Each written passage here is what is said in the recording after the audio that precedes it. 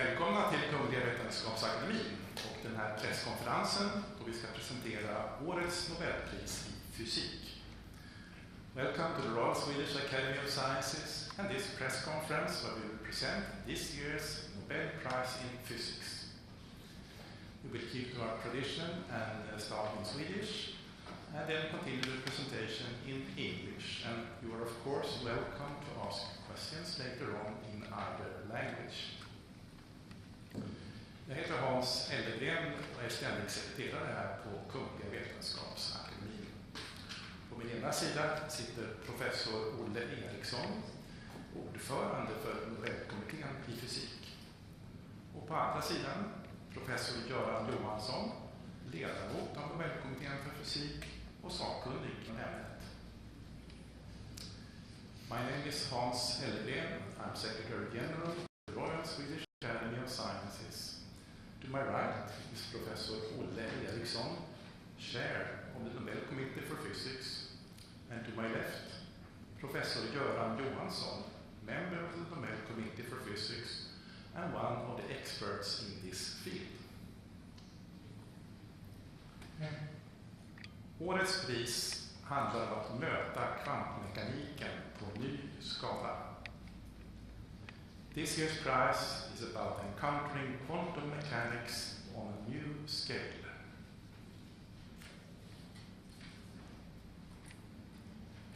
Kungliga Vetenskapsakademin har idag beslutat att utdela 2025 års Nobelpris i fysik till John Clarke, University of California at Berkeley, USA, Michel Devoret, Yale University och University of California at Santa Barbara, USA, och John Martinis, University of California, Santa Barbara, USA, för upptäckten av makroskopisk kvantmekanisk tunnling och energikvantisering i en elektrisk krets. The Royal Swedish Academy of Sciences has today decided to award the 2025 Nobel Prize in Physics to John Clarke, University of California at Berkeley, USA, University and University of California at Santa Barbara, USA, and John Martinis, University of California at Santa Barbara, USA, for the discovery of macroscopic quantum mechanical tunneling and energy quantization in an electric circuit. Professor Eriksson will now give us a short summary of the prize. Please. This year we celebrate the centennial anniversary of the discovery of quantum mechanics and the seminal publication of Werner von Heisenberg. This is a theory of the microcosmos, that of atoms and electrons, and there is no advanced technology used today that does not rely on quantum mechanics and quantum physics. Examples are easy to find in the room: mobile phones, computers, cameras, and the fiber optic cables that connect our world. Quantum mechanics stands on several pillars, most prominently the energy quantization and the quantum mechanical tunneling phenomenon. This year's Nobel laureates have shown experimentally in studies published in the mid-1980s that quantum mechanical effects are found in a nucleus that's outside of the realm of the microcosmos, hence embracing macroscopic objects. Thank you, Olle. And Professor Johansson, can you give us a more in-depth presentation of this year's prize? Yes, thank you.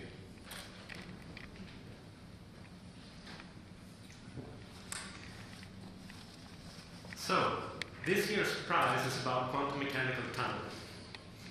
This is a quantum mechanical effect that was discovered soon after Erwin Schrödinger published his famous wave equation in 1926, almost exactly 100 years ago.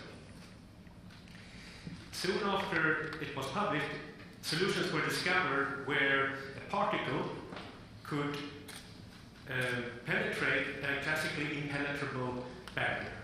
So to the left here, you see that exemplified by a wall, and the little boy throwing a classical ball onto the wall. It always bounces back.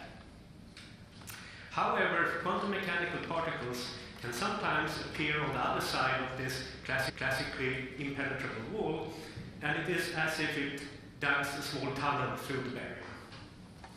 Hence the name. Soon after tunneling was discovered, it was also discovered that it's not only an astonishing theoretical prediction, it also has practical implications in the subatomic world. So to the left, you see a big nuclei, lots of protons and neutrons, and so-called alpha decay of this nuclei can be explained by the fact that the alpha particle, 2 neutrons and 2 protons, is bound, it's part and bound to the nucleus by a barrier. And classically, it would never ever leave the nucleus. However, due to quantum mechanical tunneling, it can appear outside of the nucleus, and thus you have radioactive decay. And the fact that it's quantum mechanical tells that it's a completely random process.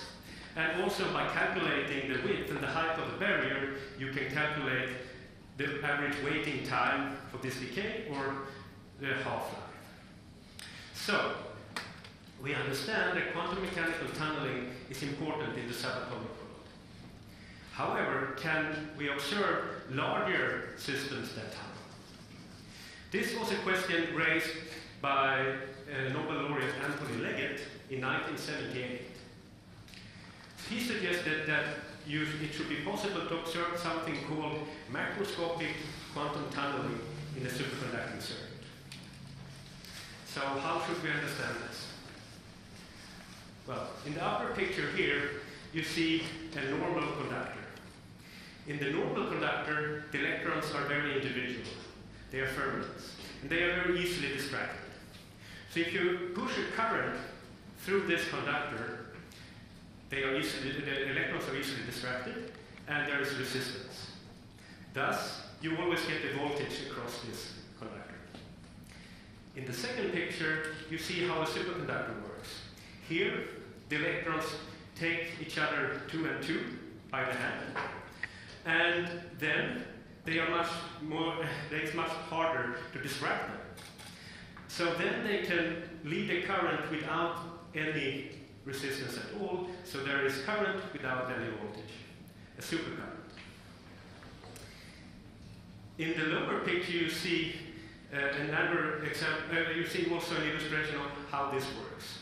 It's actually so that all of the Cooper pairs lose their individuality altogether, and they all condense into one macroscopic state.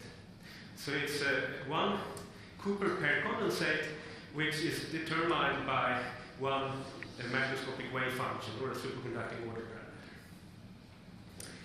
And you see there is a small gap between the 2 conductors in the lower picture, and that's a so-called Josephson junction. So in 1962, Brian Josephson predicted that you can, even if there is a small weak link or a gap in the conductor, you can still have a supercurrent. And he derived simple equations for how the current and the voltage in this junction relates to the macroscopic wave function on the 2 sides of the weak link. And from his description, you can do the following.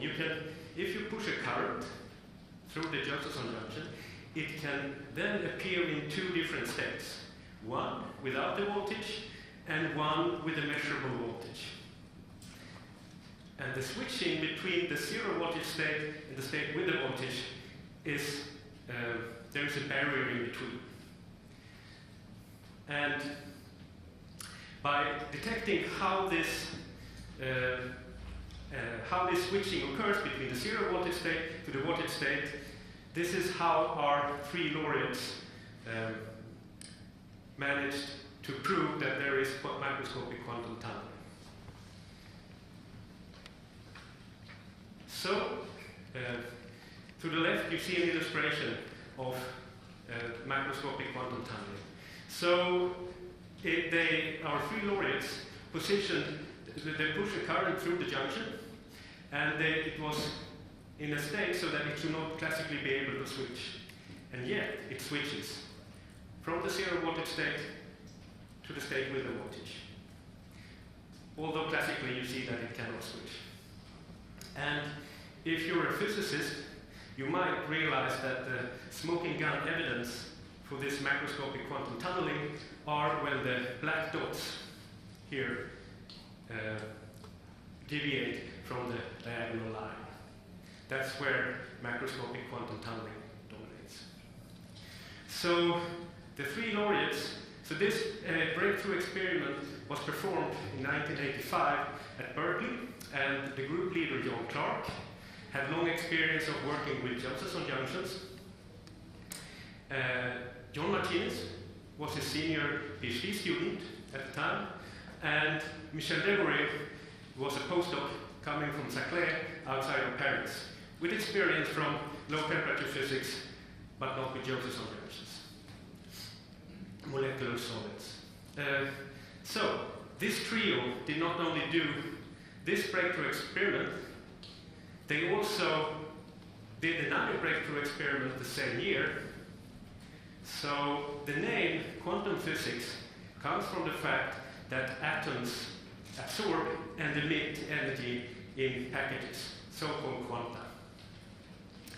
And by irradiating the Josephson junction with microwaves, they could verify that this macroscopic object absorbs energy in a quantized way. So there are quantized energy levels. So, yes, I just want to mention also that in this system of the Josephson junction, there are billions of Cooper pairs. So it's really a macroscopic object in that sense. Okay, so this might sound a little bit abstract. However, this is a sketch of this experimental setup coming from John Martinis' PhD thesis. So you see the scale bar to the right, 1 centimeter, and there you see the silicon chip with superconducting wires, and the Josephson junction is exactly where the 2 wires meet. You apply the current to the left at the power connector, and then you measure the voltage at the same place.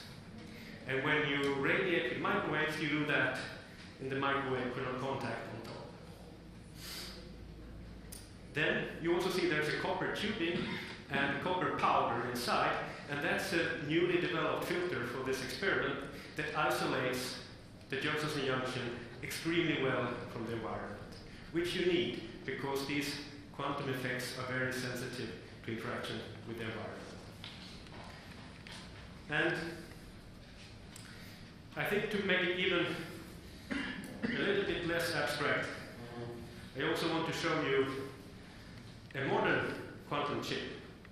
So the silicon chip is the square in the middle here. There are superconductors on top. And then there are 9 artificial atoms on this chip. And you can see them with your naked eye.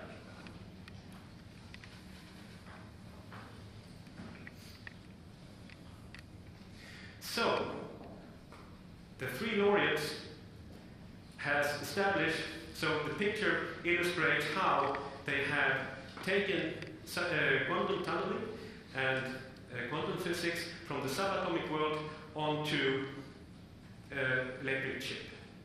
So now we had 40 years of lots of groups in the world exploring quantum physics on a chip, engineering artificial atoms, exploring quantum physics in regimes which are hard to get to with natural atoms, because you can engineer these artificial atoms. You can also couple the superconducting atoms to mechanical oscillators, and then you probe quantum properties of mechanical oscillators. And you may also have heard that this is one of the platforms where you can develop a quantum computer. Thank you.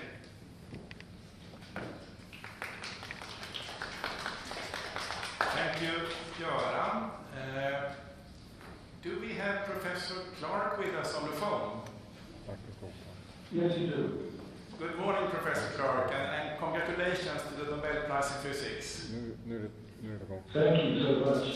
Was this a surprise to you? To put it bluntly, it was a surprise in my life. And I'm very sorry my two colleagues are not with us. I'm sitting here in this beautiful session hall of the Royal Swedish Academy of Sciences at the press conference with many interested journalists here, both from the national and the international press. Are you ready to take some questions from them? Yes. SVT? I have to congratulate you on the award, of course. My first thought was that it's quite mind-boggling, your discoveries. I was wondering, did it occur to you at the time that that you managed to prove there is microscopic quantum tunneling, that it might be grounds, the grounds for a Nobel Prize in physics? I think that had not occurred to us in any way. Pardon, I didn't get that. I think that it had not, we have not realized in any way that this might be the basis of a Nobel Prize. Do you remember the specific breakthrough and how it, what happened at the time? Well, Michel H and John Martinis are brilliant people. I worked very closely with them for at least a year on this and other topics. And the first thing I would like to say is that this discovery would never have happened without the two of them. It was in principle the leader of the group, of course, but their contributions are just overwhelming. Okay, one question there, please. Hi, Professor Clarke. This is Yiwei from the Chinese Media Intellectual. First, congratulations, and I would like to know your feelings now and where you are now. And the second question is, what do you think your research has left the open questions for the next generation of physicists? Thank you. Well, first of all, my feelings are that I'm completely stunned, of course. It had never occurred to me in any way that this might be the basis of the Nobel Prize. And I'm sorry, what was your second question? My second question is, what open questions does your discovery leave for the next generation of physicists?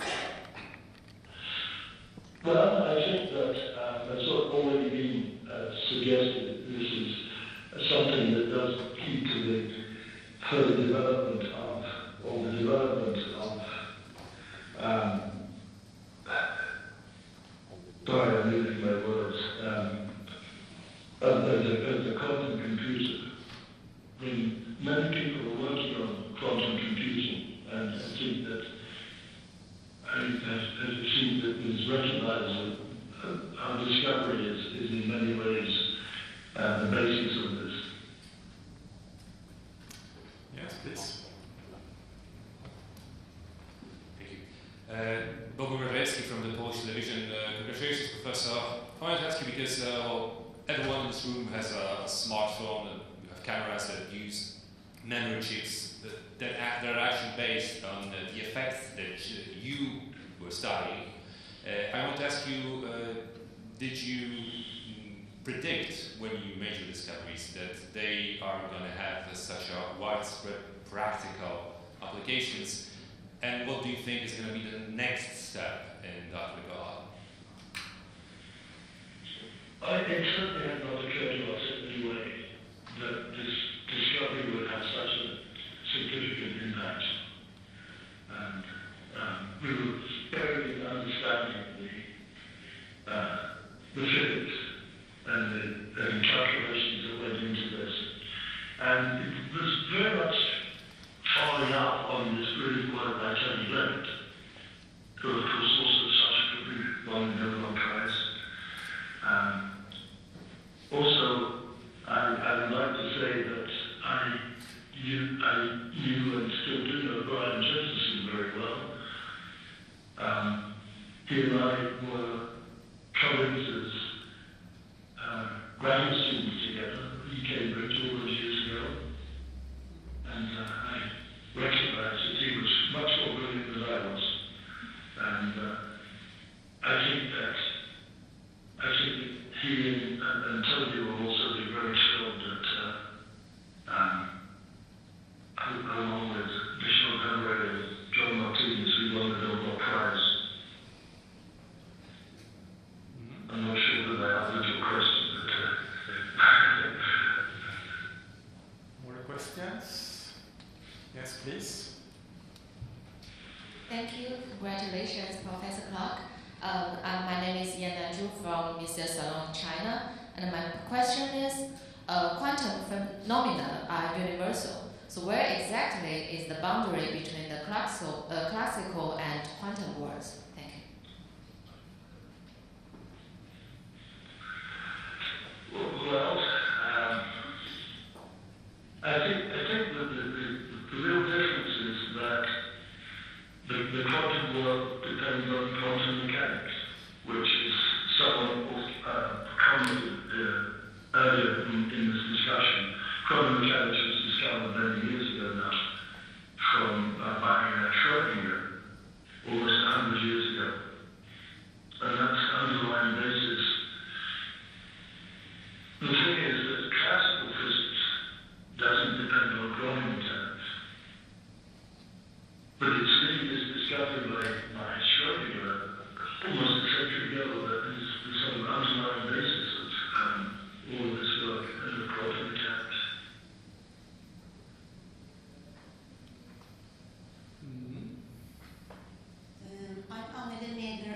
From Swedish TV4. Congratulations. I wonder what connections you see between the quantum computers and your discovery. Well, I think that our discovery in some ways is the basis of quantum computing. Exactly where all this fits in is not at this moment entirely clear to me, but I think that this is excuse me a second. I think that I think that the basis of quantum computing relies to quite an extent on our discovery.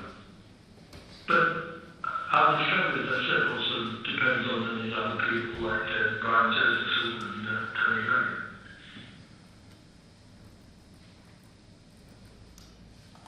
Yes, please, there, in the back. That is Mr. Clarke, consulting from AP. Could you tell us how your discovery is used by average consumer today? Well, as people have pointed out in the many straightforward applications are things like the cell phone. And I'm speaking on my cell phone, and I suspect that you are too. And that one of the underlying reasons the cell phone works because of all this work.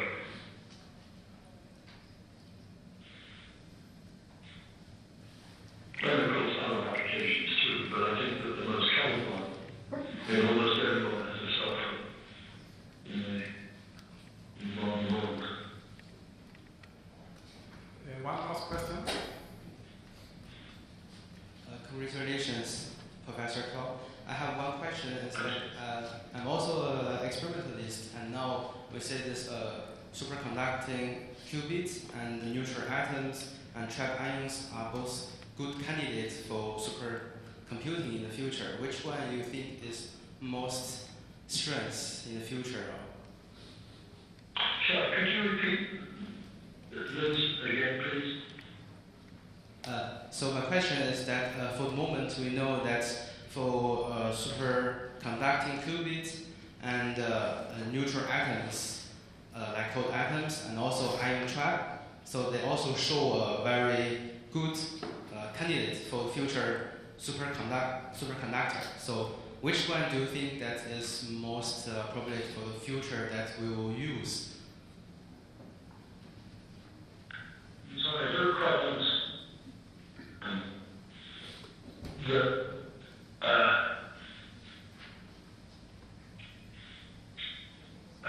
You talked about qubits and neutral atoms, and what exactly are you asking? Maybe we need to take that question afterwards. Okay, yes. I think this was the last question for you, Professor Clarke. Thank you, and once again, our warmest congratulations. Thank you so much. We look forward to meeting you in Stockholm in December for the Nobel Prize ceremony. Yes, I look forward to being there too. Yeah. Bye-bye, and congratulations again. Good. Thank you. Goodbye.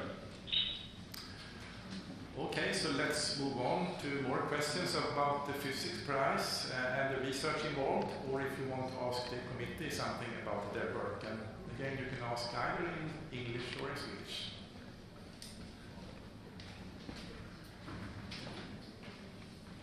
Yes, please. Thank you. I'm Yanliang Guo, and I'm also an experimentalist in cold atoms. And then my question, I have two questions. So the first question is that we know theorists is ones that foresee the future, and experimentalists that is realize this system and then to change our daily life. And then when evaluating noteworthy contributions, how does the community balance the value of this original theoretical breakthroughs and that dedicate experiments that realize these theories in the lab? And second question is that when evaluating noteworthy contributions, does the community also take into account or consider the potential influence for the future science and applications, or it is just focused on the past achievement? Thank you. Yeah. So, I mean, the last question first, of course, we can only regard what's been achieved so far. So, we can only give a prize for something that has been done already. I mean, both deep theoretical insights are of course very important, but experimental discoveries lies at the heart of physics. So they are both extremely important. And we should also remember that this should be for the greatest benefit of mankind. So we definitely do consider what's the impact of these discoveries. Or did you want to add something? Yes, so as Professor Johansson says, the will of Alfred Nobel states for the betterment of mankind in the field of physics. And so this, of course, could be something that is very practical, but it could also be something that tells us where we are in the cosmos, anything on cosmology and black holes. And it's important, I think, to remember the quantum mechanics has basically three founding fathers. It's Heisenberg, Schrödinger, and Paul Dirac. And Paul Dirac was awarded the Nobel Prize in 1933. And he was asked at the award ceremony then by someone like you, what is the use of your discovery? And he says, I don't think there's any use of that at all. And he was asked again, but maybe in the future. He says, no, I don't think so, not even and so this genius of a man, for once he was wrong, because as I said a few minutes ago, there's no technology that we use today that does not rely on their discoveries. And so the important thing here is that science always advances our society. So even if we don't know something for tomorrow, goodness will always come. I think it's time to stop there. If you have further questions, you can ask committee members after this press conference. Thank you for your interest, and we hope to see you here again tomorrow when we will announce this year's prize in chemistry. Thank you.